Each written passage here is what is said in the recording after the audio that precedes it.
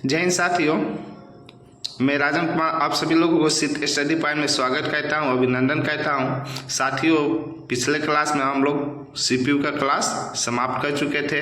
Central processing unit का class क्या किए थे, समाप्त हो चुका था। पिछले क्लास में हम आप लोगों को कोर इन प्रोसेसर के बारे में बताए थे। क्या बताए थे दोस्त? कोर इन प्रोसेसर के बारे में बताए थे।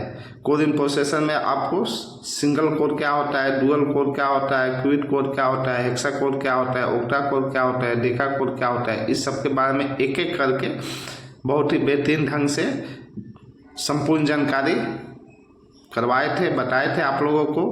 उसके बाद आप लोगों को हिस्ट्री ऑफ सीपीयू यानी history of central processing unit यानी सेंट्रल प्रोसेसिंग यूनिट का क्या इतिहास रहा है उसके बारे में बताए थे आप लोगों को। यहाँ पे देख सकते हैं कि 1800 डेट लिखा हुआ है दोस्त। 1823 ईस्वी में क्या हुआ था, 1958 ईस्वी में किसका डेवलप हुआ था, क्या आया था, 1968 में क्या हुआ था, 1969 में क्या हुआ था, 1971 में क्या हुआ था, इस सब के बारे में। 1972 में क्या हुआ था, 1976 में क्या हुआ था, 1979 में क्या हुआ था, 1987 में क्या हुआ था, 2018 में क्या हुआ था, इस सब के बारे में एक एक करके बहुत ही बेहतरीन ढंग से आपको पिछले क्लास में बता चुके हैं। तो अगर आप लोग पिछला क्लास नहीं किए हैं तो आप उसका लिंक मैं वीडियो के डिस्क्रिप्शन में डाल दूंगा, आप लोग डायरेक्टली वहां से क्लास को कर सकते हैं। या मेरे चैनल के प्ले लिस्ट में जाइएगा, वहाँ पे बेल्टोन DEO 2024 क्लासेस लिखा होगा, उस पर क्लिक कीजिएगा। जितने भी क्लास हम करवाए हैं कंप्यूटर का एकदम जीरो से करवाए, आप लोग एक एक क्लास वहाँ से कर सकते हैं। तो दोस्तों वीडियो को स्टार्ट करते हैं और इसमें आप लोग को बता रहे हैं जितने भी सीपीयू से प्रश्न आते हैं एग्जाम में। आप लोग को पिछले क्लास जब करवाए थे तो बताए थे कि नेक्स्ट क्लास में सीपीयू से जितने भी प्रश्न होंगे वो आपको करवाएंगे। तो यहाँ पे सीपीयू से जितने भी प्रश्न किसी भी एग्जाम में आता है, कंप्यूटर से प्रश्न अगर पूछता है किसी भी एग्जाम में आता है तो ऐसा प्रश्न आप लोग को करवाने जा रहा हूँ। दोस्तों, आप किसी भी एग्जाम का तैयारी कर रहे हैं, चाहे आप डाटा एंट्री ऑपरेटर बेल्टोन का एग्जाम का तैयारी कर रहे हैं, स्टेनो का तैयारी कर रहे हैं, या कंप्यूटर ऑपरेटर का तैयारी कर रहे हैं, या बैंकिंग, SSC, रेलवे, किसी भी एग्जाम का तैयारी कर रहे हैं जिसमें कंप्यूटर से प्रश्न पूछे जाते हैं, तो यहाँ से जरूरी प्रश्न आपको देखने को मिल जाएगा। तो आप लोग इस क्लास को शुरू से लेकर लास्ट तक जरूर कीजिएगा। तो दोस्तों स्टार्ट करते हैं क्लास। यहाँ पे लिखा हुआ है सीपीयू के पास 3 कंपोनेंट होते हैं। सीपीयू के पास कितने कंपोनेंट होते हैं दोस्त? 3 होते हैं। तो अगर आपके एग्जाम में प्रश्न आए कि सेंट्रल प्रोसेसिंग यूनिट के पास डैश कंपोनेंट होते हैं या कितने कंपोनेंट होते हैं, तो कितने होते हैं? 3 होते हैं। कौन कौन से कंपोनेंट होते हैं आप लोग को ऊपर पढ़ा चुके हैं। पहला क्या है आपका CU। क्या है? CU का फुल फॉर्म क्या होता है?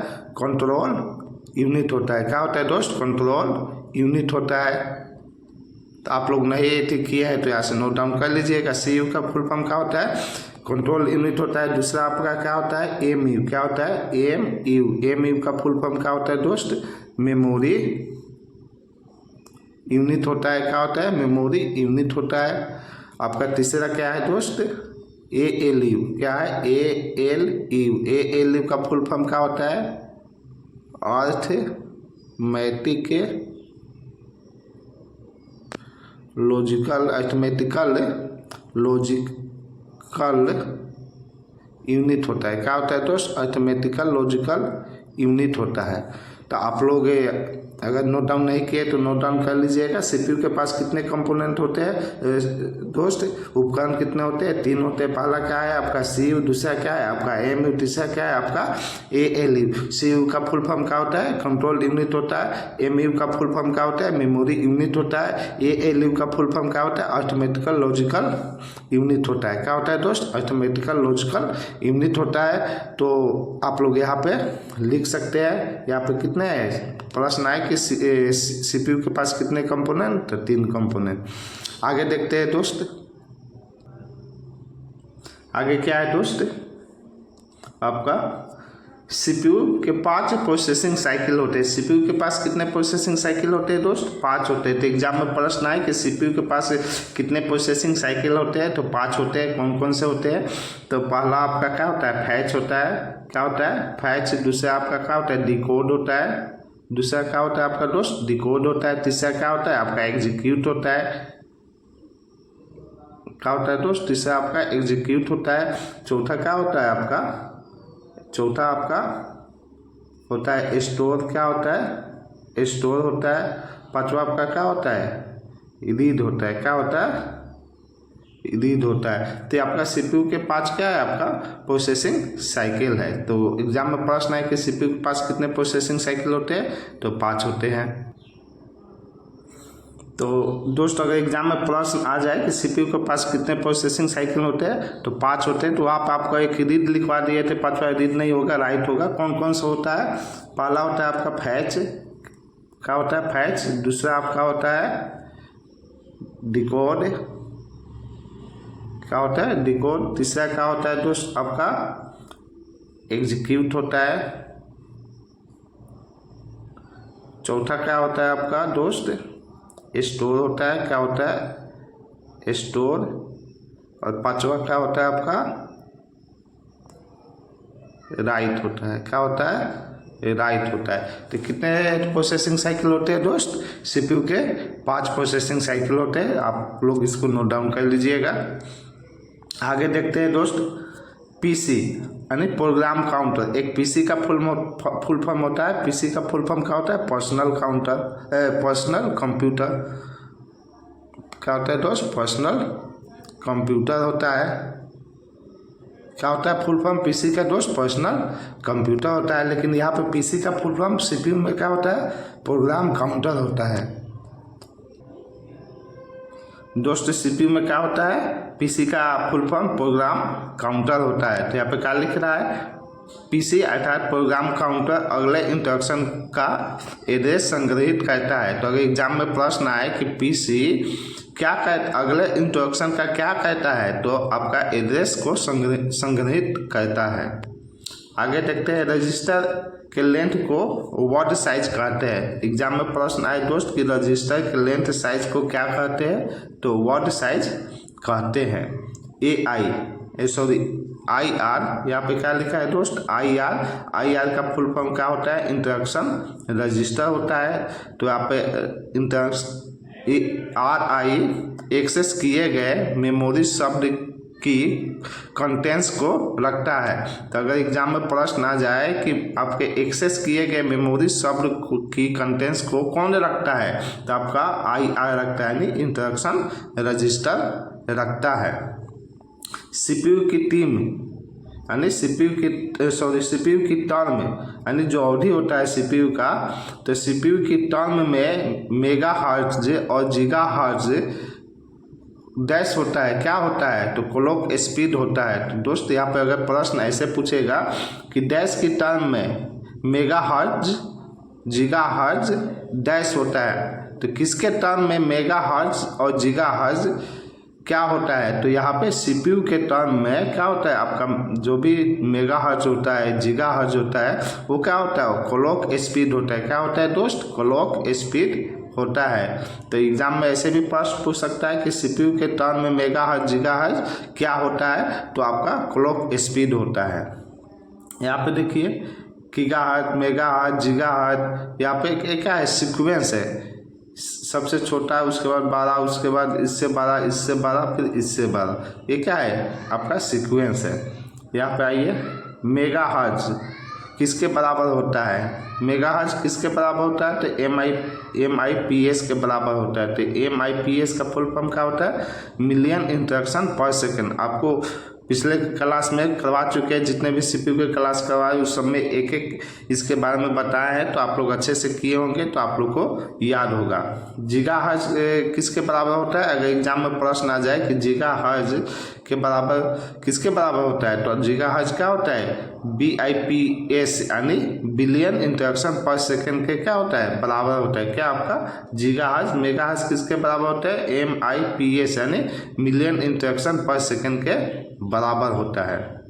सुपर कंप्यूटर के स्पीड को मापने की स्पीड को क्या कहते हैं, यानी ये थोड़ा अलग हट के है। सुपर कंप्यूटर जो होता है इसके भी क्लास हम करवा चुके हैं। आप लोग शुरू से अगर देखिएगा, एक एक क्लास किए होंगे या कीजिएगा तो उसमें आपको मिल जाएगा। सुपर कंप्यूटर का बेहतरीन क्लास करवा चुके हैं। सुपर कंप्यूटर का जो स्पीड होता है उसको किस में मापा जाता है, तो फ्लॉप्स में मापा जाता है। किस में मापा जाता है, फ्लॉप्स में मापा जाता है। फ्लॉप्स का अगर पूछ दे फुल फॉर्म क्या होता है, तो फ्लॉप्स का फुल फॉर्म होता है फ्लोटिंग पॉइंट ऑपरेशन पर सेकंड। क्या होता है दोस्त, फ्लॉप का फुल फॉर्म एग्जाम में अगर पूछे कि फ्लॉप्स का फुल फॉर्म क्या होता है, तो आपका फ्लोटिंग पॉइंट ऑपरेशन पर सेकंड होता है। सुपर कंप्यूटर के स्पीड का मापने का यूनिट यहाँ पे बता देते हैं आपको एक एक। यहाँ पे क्या है, के फ्लॉप अर्थात 10⁻³ फ्लॉप्स हो गया। एम फ्लॉप्स यानी 10⁻6 यानी मेगा फ्लॉप। यहाँ पे के यानी मेगा, यहाँ पे एम से मेगा हो गया, जिसे जीगा हो गया, तो ये हम शॉर्ट में लिख दिए है। तो एम फ्लॉप यानी 10⁻6 फ्लॉप, जी फ्लॉप यानी 10⁻9 फ्लॉप, टी फ्लॉप यानी 10⁻12 फ्लॉप, पी फ्लॉप यानी 10⁻15 फ्लॉप्स, ई फ्लॉप्स यानी 10⁻18 फ्लॉप्स। ये क्या है दोस्त, आपका स्पीड मापने का यूनिट है। किसका, सुपर कंप्यूटर के। सुपर कंप्यूटर के स्पीड को नापने का क्या आपका यूनिट है। वो हम आपके कंप्यूटर के जब क्लास करवा रहे थे, आपका हिस्ट्री ऑफ कंप्यूटर यानी कंप्यूटर को कितने भाग में बांटा गया, कंप्यूटर के इतिहास क्या रहा है, तो उसमें सुपर कंप्यूटर के बारे में आपको बताए थे, वहाँ भी इसके बारे में आपको बता चुके हैं। CMOS stand for complementary metal oxide semiconductor. ये आपका हार्डवेयर के क्लास नेक्स्ट कराऊंगा, इसके बाद उसमें भी कॉमोज के बारे में बताएंगे पूरा डिटेल से कि कॉमोज क्या होता है। तो यहाँ पे कॉमोज का फुल फॉर्म क्या होता है आपका दोस्त, कॉम्प्लीमेंट्री मेटल ऑक्साइड सेमीकंडक्टर होता है।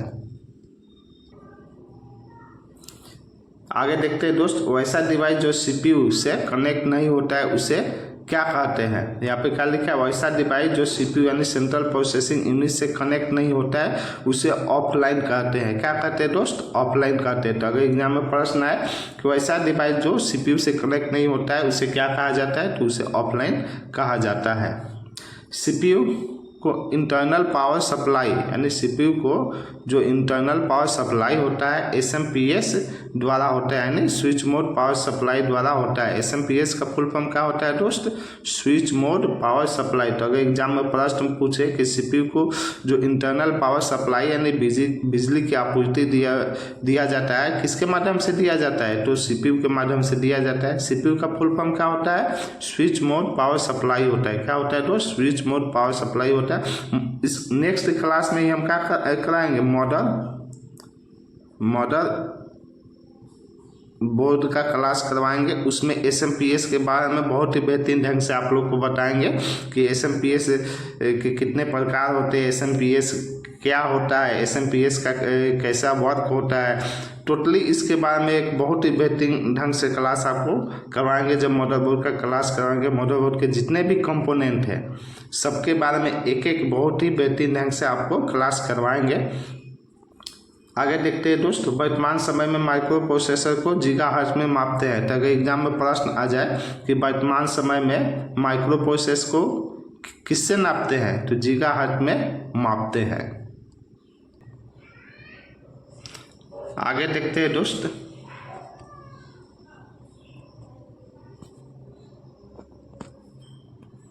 यहाँ पे क्या लिखा हुआ है, 35 सेकेंड क्लॉक साइकिल की संख्या को क्या कहते हैं। अगर एग्जाम में प्रश्न आए कि 35 सेकेंड क्लॉक साइकिल की संख्या को क्लॉक स्पीड कहते हैं, तो एग्जाम में प्रश्न ऐसे पूछ सकता है कि 35 सेकेंड क्लॉक साइकिल की संख्या को क्या कहते हैं, तो क्लॉक स्पीड कहते हैं। एएलयू के दो उपखंड होते हैं। तो अगर एग्जाम में प्रश्न पूछ दे दोस्त कि एएलयू के कितने उपखंड होते हैं, तो 2 उपखंड होते हैं। दोस्तों एग्जाम में क्या प्रश्न पूछेगा कि एएलयू के कितने उपखंड होते हैं, तो एएलयू के कितने उपखंड होते हैं, 2 उपखंड होते हैं। आपका एग्जाम में ये भी प्रश्न पूछ सकता है कि एएलयू का फुल फॉर्म क्या होता है, तो इसका फुल फॉर्म आपको ऊपर भी पता है या क्लास करवाए जो पिछले उसमें भी पता है। एएलयू का फुल फॉर्म होता है अर्थमेटिकल लॉजिकल यूनिट होता है। और 2 उपखंड यानी सब सेक्शन होते हैं, वो कौन कौन से होते हैं, एक होता है अर्थ अर्थमेटिकल ऑपरेशन। पहला क्या होता है? अर्थमेटिकल ऑपरेशन होता है। इसमें क्या कहते हैं दोस्त? जोड़ घटाव गुना भाग कहते हैं, यानी अर्थमेटिकल ऑपरेशन में क्या कहते हैं हम लोग? जोड़ घटाव गुना भाग कहते हैं। वो किस में होता है? आपका एएलयू के जो पहला उपखंड है अर्थमेटिकल, उसमें होता है। दूसरा क्या है दोस्त? आपका लॉजिकल ऑपरेशन। क्या है? Logical operation. कौन सा है दोस्त? Logical operation. लॉजिकल ऑपरेशन में क्या कहते हैं? Equal to, not equal to, greater than, not greater than, less than, not less than, ये सब कार्य हम किस में कहते हैं दोस्त? आपका लॉजिकल ऑपरेशन में कहते हैं। तो एएलयू का फुल फॉर्म क्या होता है? अर्थमेटिकल लॉजिकल यूनिट होता है। इसके कितने उपखंड होते हैं? तो 2 उपखंड होते हैं। एक होता है आपका अर्थमेटिकल ऑपरेशन, दूसरा क्या होता है? लॉजिकल ऑपरेशन होता है। अर्थमेटिकल में हम क्या कहते हैं? जोड़ घटाव गुना भाग कहते हैं। लॉजिकल में equal to, not equal to, less than, not less than, greater than, not greater than, ये सब कार्य को हम किस में कहते हैं? लॉजिकल ऑपरेशन में कहते हैं। आगे देखते हैं दोस्त, मदरबोर्ड। मदरबोर्ड को हम क्या कहते हैं? पीसीबी भी कहते हैं। क्या कहते हैं? पीसीबी भी कहते हैं। क्या कहते हैं मदरबोर्ड को? पीसीबी भी कहते हैं। पीसीबी का फुल फॉर्म क्या होता है? प्रिंटेड सर्किट बोर्ड होता है। क्या होता है दोस्त? प्रिंटेड सर्किट बोर्ड होता है। क्या होता है दोस्त? प्रिंटेड सर्किट बोर्ड होता है। तो मदरबोर्ड यहाँ पे क्या लिख रहा है? मदरबोर्ड पीसीबी में प्रोसेसर को ठंडा करने के लिए कूलिंग फैन का प्रयोग किया जाता है। तो यहाँ पे ऐसे प्रश्न पूछ सकता है दोस्त कि मदरबोर्ड या पीसीबी में प्रोसेसर को ठंडा करने के लिए किसका प्रयोग किया जाता है? तो कूलिंग फैन का प्रयोग किया जाता है। मदरबोर्ड को क्या कहते हैं दोस्त? हार्ट ऑफ कंप्यूटर कहते हैं। क्या कहते हैं? आपका मदरबोर्ड या पीसीबी को हम लोग क्या कहते हैं? हार्ट ऑफ कंप्यूटर कहते हैं, यानी कंप्यूटर का क्या कहते हैं? आत्मा कहते हैं, हृदय कहते हैं। तो एग्जाम में प्रश्न अगर पूछे कि कंप्यूटर का हृदय किसे कहा जाता है, तो मदरबोर्ड को कहा जाता है। और सोल ऑफ कंप्यूटर किसको कहते हैं? कंप्यूटर का आत्मा किसको कहते हैं? तो ओएस को कहते हैं। ओएस का फुल फॉर्म क्या होता है दोस्त? ऑपरेटिंग सिस्टम होता है। क्या होता है? ऑपरेटिंग सिस्टम होता है। ब्रेन ऑफ कंप्यूटर किसको कहते हैं दोस्त? सीपीयू को कहते हैं। किसको कहते हैं? सीपीयू को कहते हैं brain of computer. Heart of computer आपका मदरबोर्ड को कहते हैं। सोल ऑफ कंप्यूटर किसको कहते हैं? ओएस को कहते हैं। तो यहाँ पे 3 में से प्रश्न ऐसा है जो पूछा ही जाता है, पूछ जाए कंप्यूटर का दिमाग किसको कहते हैं? तो सीपीयू को कहते हैं, सेंट्रल प्रोसेसिंग यूनिट को। कंप्यूटर का हृदय किसको कहते हैं? मदरबोर्ड या पीसीबी। पीसीबी का फुल फॉर्म क्या होता है? प्रिंटेड सर्किट बोर्ड होता है। कंप्यूटर का आत्मा किसको कहते हैं? तो ओएस को कहते हैं, ऑपरेटिंग सिस्टम को कहते हैं। दोस्त अगर कंप्यूटर का दिमाग पूछे कि ब्रेन ऑफ कंप्यूटर किसे कहते हैं, तो हम लोग क्या जानते हैं कि सीपीयू को कहते हैं। अगर सीपीयू ऑप्शन में ना हो तो किसको टिक लगाइएगा? तो अगर सीपीयू ऑप्शन में ना हो और उस ऑप्शन में एएलयू हो, क्या हो? एएलयू हो, तो हम लोग कंप्यूटर का दिमाग किसको लगाएंगे टिक? एएलयू को लगाएंगे। क्यों लगाएंगे? क्योंकि जितने भी अर्थमेटिकल लॉजिकल कार्य होता है हमारा कौन कहता है? आपका एएलयू कहता है। यानी जितने भी हम लोग का अर्थमेटिकल ऑपरेशन का कार्य, लॉजिकल ऑपरेशन का कार्य होता है, सब किस में होता है? एएलयू द्वारा होता है। इसलिए सीपीयू के ऑप्शन में हम लोग अर्थमेटिकल लॉजिकल यूनिट को क्या कहेंगे? कंप्यूटर का दिमाग कहते हैं या कहेंगे। अगर सीपीयू ऑप्शन में ना हो तब कहेंगे।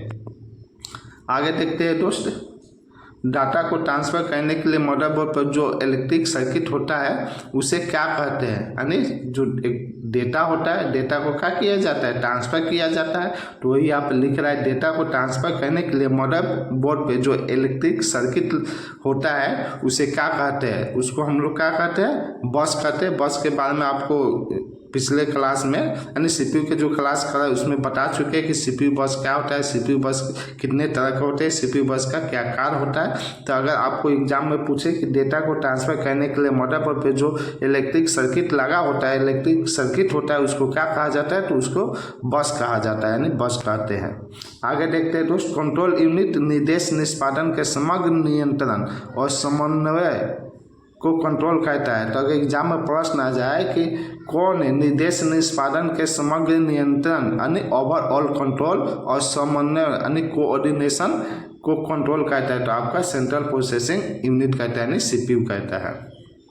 CPU is the brain of computer. यहाँ पे आ गया दोस्त प्रश्न कि CPU क्या कहते हैं, कंप्यूटर का दिमाग किसको कहते हैं, CPU को कहते हैं। CPU अगर ऑप्शन में ना हो तो किसको कहेंगे, ALU को हम कंप्यूटर का दिमाग कहते हैं। आगे देखते हैं दोस्त,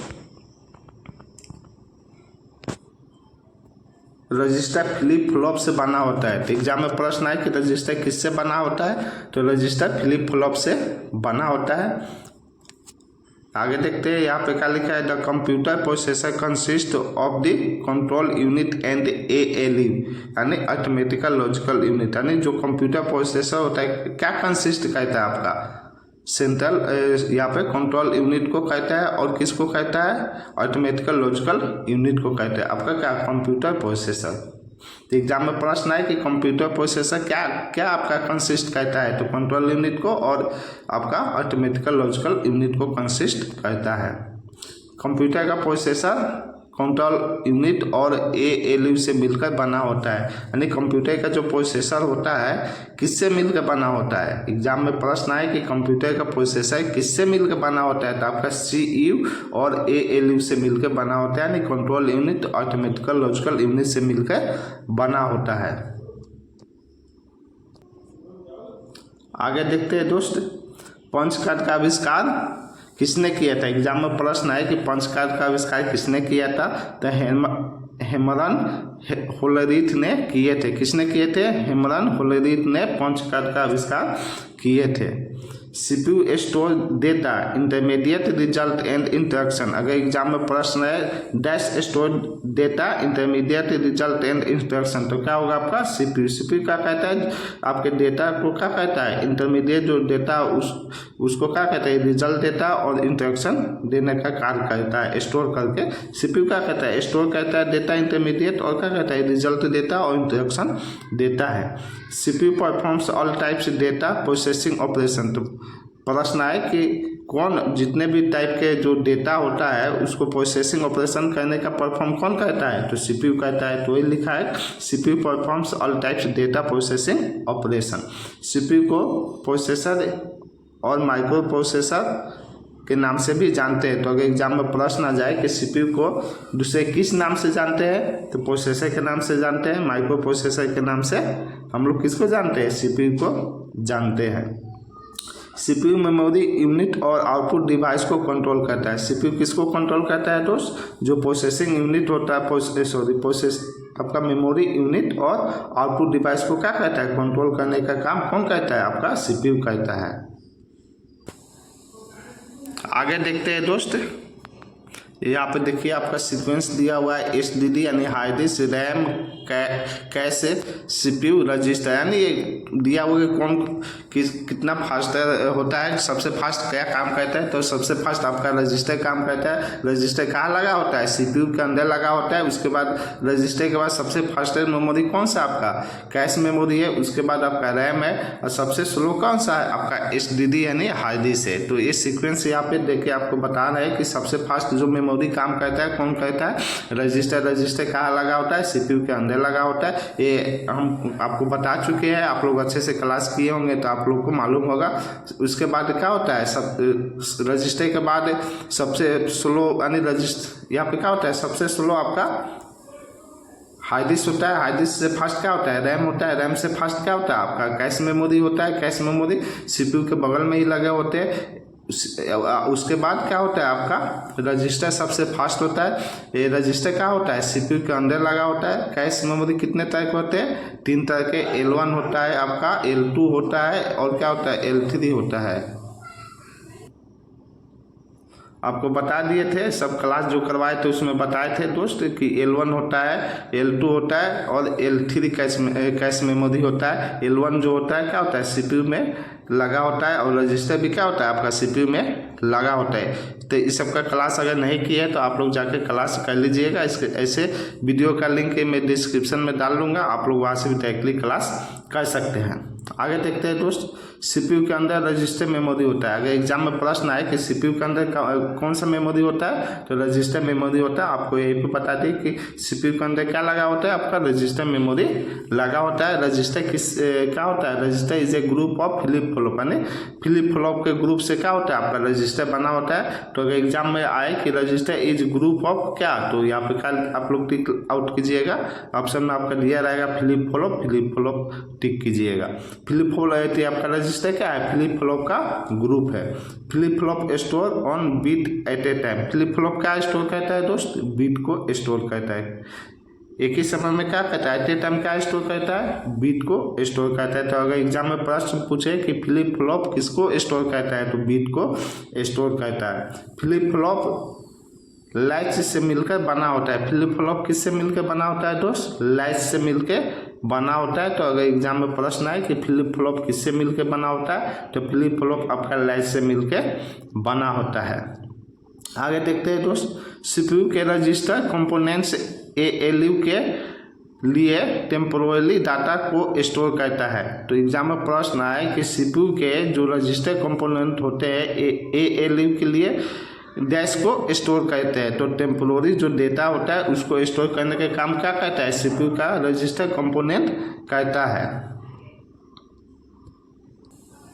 आगे देखते हैं दोस्त, आगे क्या लिखा हुआ है यहाँ पे देखिए, सीपीयू क्लॉक का speed number of cycle CPU execute पर सेकेंड होता है। तो एग्जाम में प्रश्न आए सीपीयू क्लॉक का स्पीड क्या होता है, तो सीपीयू क्लॉक का जो स्पीड होता है number of cycle CPU execute पर सेकेंड होता है। रजिस्टर 5 प्रकार के होते हैं, आपको ऊपर बता चुके हैं। रजिस्टर का क्लास आप को करवाएं तो उसमें बता चुके हैं कि रजिस्टर कितने तरह के होते हैं। तो रजिस्टर आपके कितने तरह के होते हैं दोस्त, 5 तरह का होता है। पहला क्या है, MAR, यानी MAR का फुल फॉर्म क्या होता है, मेमोरी एड्रेस रजिस्टर होता है। ये क्या कहता है, एड्रेस को होल्ड रखने का काम करता है। MAR का क्या काम होता है, जितने भी एड्रेस होता है सबको क्या कहता है, होल्ड करके रखता है। दूसरा क्या है आपका MBR का फुल फॉर्म होता है मेमोरी बफर रजिस्टर, या आप कह सकते हैं MBR को MDR भी कह सकते हैं। तो MDR का फुल फॉर्म क्या होता है, मेमोरी डाटा रजिस्टर होता है। ये क्या कहता है, डेटा को आपको स्टोर करने का काम करता है।